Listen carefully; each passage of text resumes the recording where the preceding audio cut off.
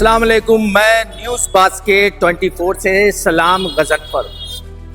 अभी मैं यहाँ दिल्ली के एक पॉश इलाके में, एक अच्छे इलाके में, जामिया मिलिया इस्लामिया के पास खड़ा हूँ। सड़क पे खड़ा हूँ, शदीद गर्मी है।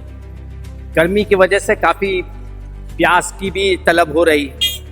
इन सब खबरों के साथ मैं आप लोगों को अपने चैनल के ज़रिया कुछ मुद्दे रखना चाहता हूँ, जिसमें से अभी जो बुनियादी चीज़ है कि दिल्ली में किस तरीके से ऑटो चालकों का मामलात है, ऑटो चालकों की क्या हालात है, इन सब पे ज़रा न्यूज़ बास्केट 24 रोशनी डालने वाली है। चूँकि अभी दिल्ली सरकार ने एक बहुत जल्द एक नियम लाने वाली है ऑटो वालों के लिए, बाइकर्स के लिए और प्लस कारों के लिए, जिसमें अब सीएनजी और पेट्रोल डीजल से चलने वाली तमाम गाड़ियों पे संपूर्ण तरीके से, पूरी तरीके से प्रतिबंध लगा रही है। तो इस बात को मद्देनजर देखते हुए न्यूज़ बास्केट 24 ने सोचा कि चलते हैं आज ऑटो वाले के हालात के बारे में पता करते हैं।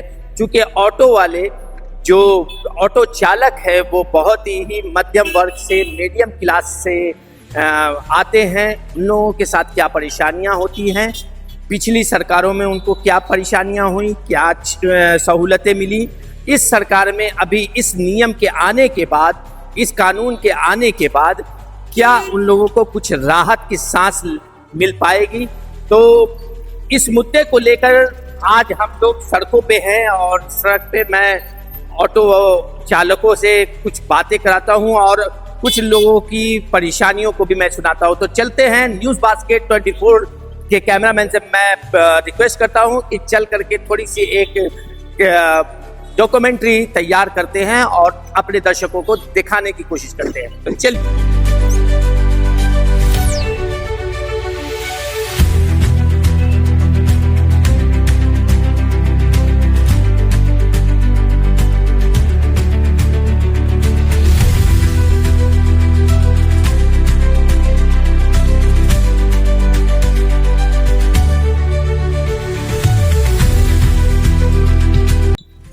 यहाँ जो ऑटो चालक की जो स्थिति है, इस स्थिति को देखते हुए यहाँ ऑटो चालक किस परेशानियों से जूझते हैं आज उससे रूबरू कराता हूँ और बताने की कोशिश करता हूँ कि किस तरीके से यहाँ मध्यम वर्ग के जो ऑटो चालक है वो इस नियम के आने के बाद क्या वो उनको राहत मिलेगी या फिर उनको परेशानियों का सामना करना पड़ेगा।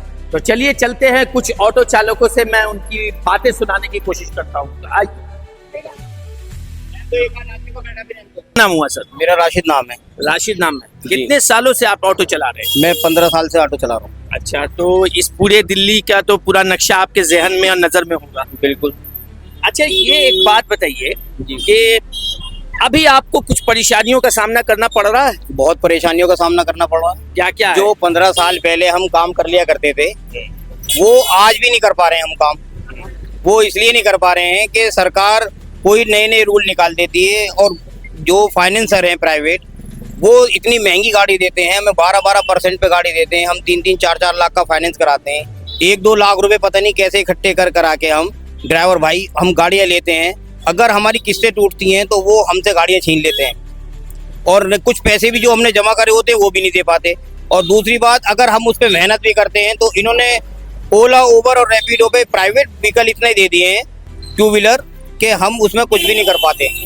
क्यों? उनके रेट इतने डाउन कर दिए हैं कि अगर हमारे 100 रुपये बनते हैं तो उनके 50 बनते हैं। हम सवारी को सेटिस्फाई नहीं कर पाते, ना कुछ समझा पाते सही तरीके से, ना कुछ कह पाते। क्यों? सवारी कहती है देखो ये इसमें 50 रुपये आ रहे हैं, आप 100 रुपये मांग रहे हो, इतने ज्यादा क्यों मांग रहे हो? अब हमारे जो रेट हमें दिया गया है मीटर का, हमारा मीटर के इतने बनते हैं तो हम तो वही पैसे लेंगे ना मीटर का जो हमारा बनता है।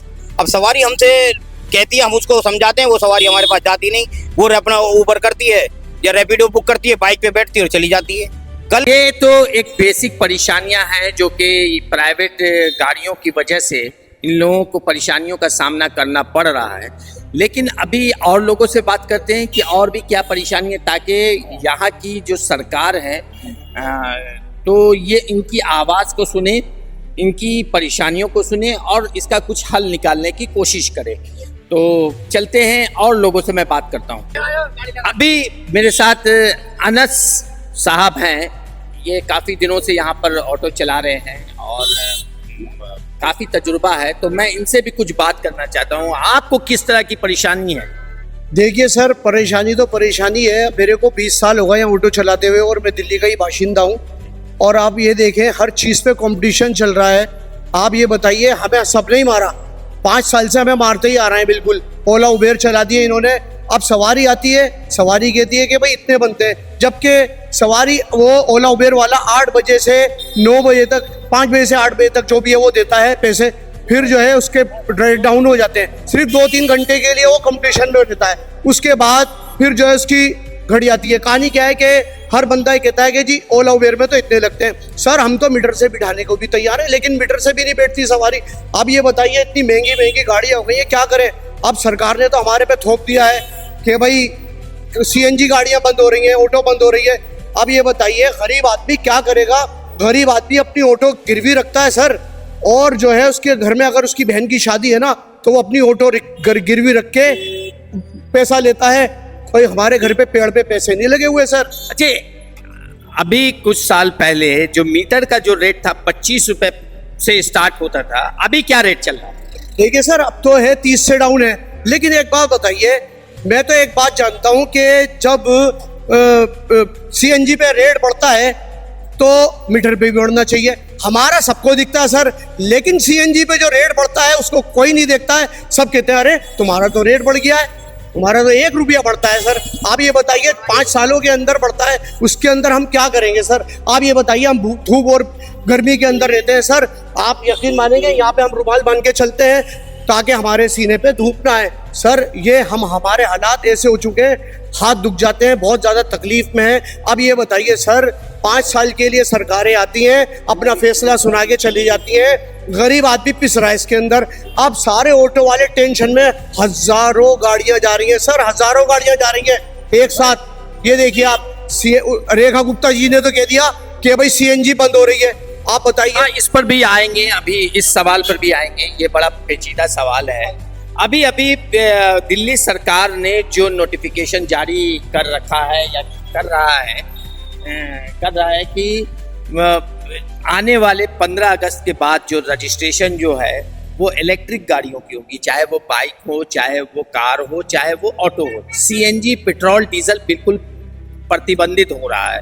तो इस पर आपका क्या कहना है? देखिए सर, मैं तो एक बात जानता हूँ, हमारी सरकार से कोई लड़ाई नहीं होगी अगर हमें गाड़ी के पलटे गाड़ी दे दे। हमसे पैसा न ले, ऊपर से गाड़ी इधर हम जमा कराते, हम तैयार हैं बिल्कुल एकदम। गाड़ी के पलटे गाड़ी देते हमें, हम बैटरी ऑटो चलाएंगे, बिल्कुल चलाएंगे सर। अब ये बताइए, तो इसमें आप मुझे बताइए कि इसमें क्या कौन सी दुश्वारियां होने वाली हैं? आपको क्या लगता है कि इसमें क्या कौन सी, चूंकि राज्य सरकार पॉल्यूशन को लेके, प्रदूषण को लेके काफी सतर्क है और उस पर पूरी लगाम लगाने की पूरी कोशिश कर रही है, तो इस पे क्या है? जैसे आप पोल्यूशन की बात करते हैं तो पोल्यूशन दिल्ली से कम बाहर की गाड़ी से ज़्यादा होता है। बाहर की गाड़ियाँ आती हैं, ट्रांसपोर्ट की बाहर गाड़ी चलती है, उनसे ज़्यादा पोल्यूशन होता है। अब ये रेखा गुप्ता इन्होंने अनाउंसमेंट कर दिया कि 15 अगस्त के बाद कोई रजिस्ट्रेशन नहीं होगा। जो 15 साल तक की गाड़ियों को परमिट मिला हुआ है तो उनका तो टाइम पूरा होना चाहिए ना।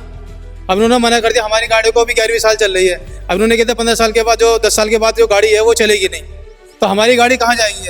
अब उन्होंने कह दिया बैटरी वाली चलेगी। बैटरी वाली गाड़ी 1 लाख रुपये गाड़ी बढ़ा दिया। ये गाड़ी आ रही है 2,70,000 रुपये की, वो आ रही है 3,80,000 रुपये की। अब 12% ब्याज लगता है और 1.5 लाख का उसका ब्याज हो जाता है। 4 लाख की गाड़ी पड़ती है, 5.5 लाख की गाड़ी बैठती है हमारे को जाके।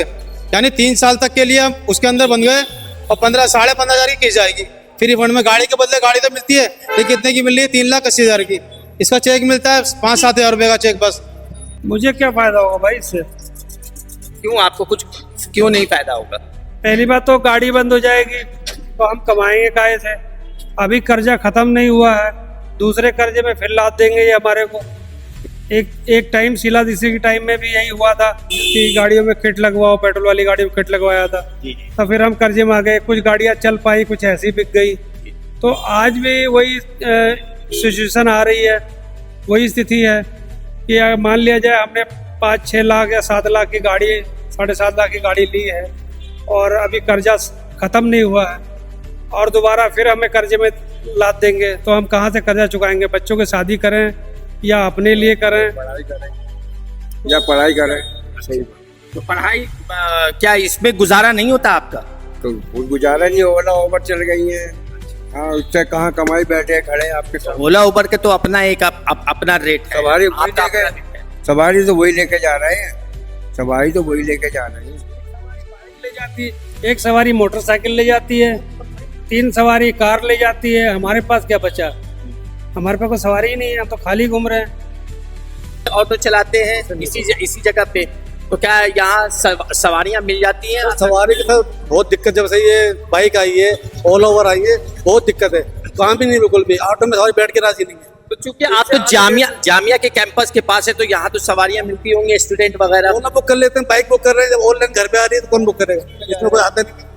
अच्छा, एक बात और आपसे मैं जानना चाह रहा हूँ कि इससे पहले की जो सरकार, केजरीवाल की सरकार थी इस दिल्ली में, तो इसमें आप लोगों को क्या सहूलतें मिलती थी और क्या परेशानियां होती थी? उसमें सही था, क्या नाम है, पैसे भी मिले थे लॉकडाउन में। अच्छा सब 5-5 हजार रुपए आए थे। अच्छा। घर बैठे, गाड़ी भी नहीं चल रही थी और सारी चीज फ्री थी। सर, उसमें क्या था, अभी जैसे फिटनेस का टिकट चालू कर दिया, जिम चालू कर दी, केजरीवाल सरकार ने सब कुछ खत्म कर सब फ्री था। सब फ्री था सर, और दिन में नहीं थी, कुछ भी नहीं था, मगर दोबारा चालू कर दिया। ऑटो वाले को कोई भी सुनवाई नहीं है। नहीं, अभी तो इलेक्शन से पहले कुछ ऑटो वाले ने केजरीवाल के खिलाफ मोर्चा खोल दिया था कि केजरीवाल ने कोई काम नहीं किया। काम करा, काम बहुत अच्छा करा, केजरीवाल ने काम करा। काम किया, काम करा। आप लोगों को लॉकडाउन में पैसे 5-5 हजार रुपए 5 हजार रुपए आए थे। कभी किसी सरकार ने नहीं करा जो केजरीवाल ने कर डाला। हमारे उस टाइम में चलान भी नहीं हुए। साहब ने कहा वो करा। अगर उनकी सरकार आती तो जो उन्होंने कहा था वादे वो पूरे होते। बीजेपी सरकार आई, उन्होंने एक डोज दे दिया। जो बेचारी गरीब महिला है उनको 2500 रुपए का डोज दे दिया, उनके 2100 रुपए जो मिलते केजरीवाल की तरफ से वो भी खत्म हो गए। अभी जो ये 15 साल के रजिस्ट्रेशन को लेकर के जो जिस तरीके से राज्य सरकार कोशिश कर रही है कि प्रदूषण कम किया जाए और सीएनजी और पेट्रोल डीजल को खत्म कर करके ई रिक्शा के ऊपर ध्यान दे रही है, तो इस पर आपका क्या कहना? इस पे पूरी ट्रांसपोर्ट जोन सी है ना, पूरी ट्रांसपोर्ट को झटका लगेगा। उसमें ट्रक भी आते हैं, बस भी आती है, DLY भी आती है, ओला ओवर आती है, हर चीज आती है। तो ये चीज तो होने की नहीं है। तो आपको क्या लगता है कि सबसे क्या बड़ी सुधार बात होना ये है चाहिए? कि हमारा भी ऑटो का काम जो है प्राइवेट कंपनियों को दे के हमारे पेट पे लात मारी है। जोन सा इन्होंने रैपिडो चलाई है मोटरसाइकिल, उससे हमारे काम पे बहुत ज्यादा फर्क पड़ा। ऊपर से ये हम क्या बेवकूफ थोड़ी ना जो हर साल इसकी फिटनेस कराते हैं, इंश्योरेंस कराते हैं, हर चीज कराते हैं। आपने हमारा काम छीन के उनको या तो कमर्शियल व्हीकल करो ना उनको। तो एक बात मुझे बताइए कि इससे पहले की सरकार में भी रैपिडो था, ओला था, उबेर था, उस वक्त कोई परेशानी नहीं हुई? नहीं परेशानी थी। ये जब से ये अब बाइक वाला जो सिस्टम चला है, हमारे को मेट्रो से कोई फर्क नहीं पड़ा था। मेट्रो से हमारा काम निकला है, लोकल काम बहुत निकला है मेट्रो से, लेकिन बाइक से बिठा ना हमारे को ओला ओवर से कोई फर्क पड़ा था। ये जो रैपिडो हमारी सिंगल सवारी रोजमर्रा की, वो उस पर सफर कर रही है। तो यहाँ पर आपने देखा कि किस तरह से हर समुदाय के लोग इस काम से प्रभावित हो रहे हैं, लेकिन सरकार अपने स्तर से इनकी रोजमर्रा की जिंदगी को बेहतर बनाने की पूरी कोशिश कर रही है, साथ साथ आम जनता को कुछ राहत देने की कोशिश कर रही है, प्रदूषण की शक्ल में अच्छी आबो हवा देने की कोशिश कर रही है। लेकिन कहीं ना कहीं ये ऑटो चालकों के ऊपर इसका खराब प्रभाव पड़ने वाला है। तो दिलचस्प ये है कि आने वाले वक्त में 15 तारीख के बाद इस गवर्नमेंट ने, इस सरकार जो नोटिफिकेशन जारी करने वाली है ई रिक्शा के ऊपर, तो इससे क्या इनको राहत मिलेगी या नहीं मिलेगी, ये तो आने वाला वक्त बताएगा। लेकिन इनसे अभी फिलहाल तो काफ़ी परेशानियों का सामना करना पड़ रहा है। मैं न्यूज़ बास्केट 24 से सलाम गजनफर, कैमरामैन परवेज हयात के साथ।